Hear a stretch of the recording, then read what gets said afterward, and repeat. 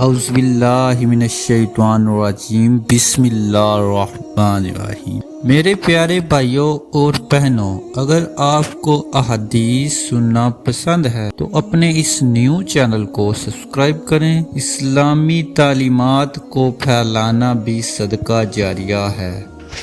نبی کریم خاتم النبیین صلی اللہ علیہ وآلہ وصحبہ وسلم کے پاس ایک یہودی مرد اور عورت کو لے کر آیا جنہوں نے زنا کیا تھا، تو نبی کریم خاتم النبیین صلی اللہ علیہ وآلہ وصحبہ وسلم نے ان کے لیے رجم کا حکم دیا اور انہیں مسجد کی اس جگہ کے قریب رجم کیا گیا جہاں جنازے رکھے جاتے تھے۔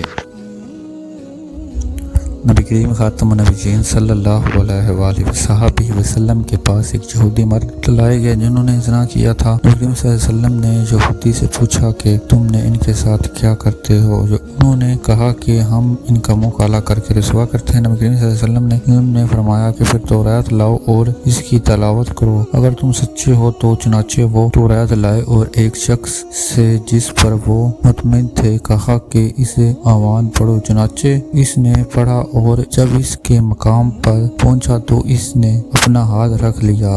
نبی کریم صلی اللہ علیہ وسلم نے فرمایا اپنا ہاتھ اٹھاؤ۔ جب اس نے اپنا ہاتھ اٹھایا تو اس آیت میں رجم بالکل واضح طور پر موجود تھی۔ اس نے کہا اے محمد، ان پر رجم کا حکم تو واقعہ ہی ہے لیکن ہم آپس میں چھپاتے ہیں۔ چنانچہ دونوں رجم کیے گئے۔ میں نے دیکھا کہ مرد اور عورت کو پتھر سے بچھانے کے لیے اس پر جیکار پڑتا ہے۔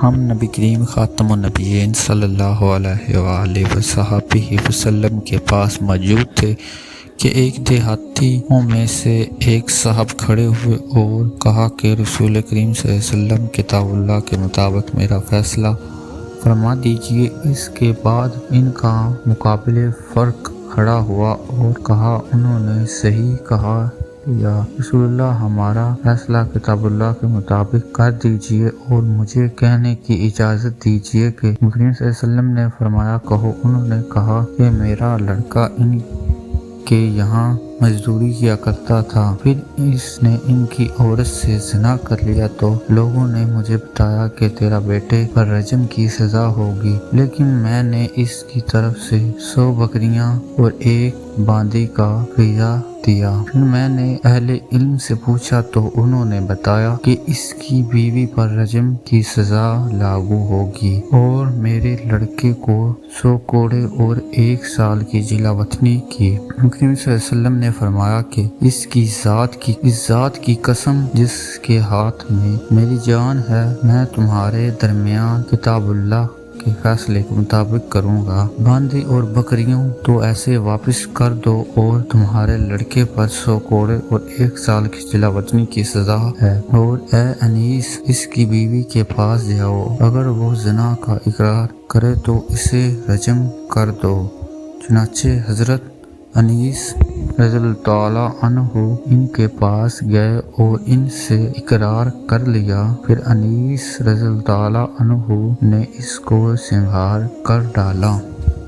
آپ ہمارے چینل کو سبسکرائب کریں تاکہ ہمارے آگے فیوچر میں آنے والی مزید ویڈیو آپ کو مل سکے۔ Thank for watch my video. جزاک اللہ خیر۔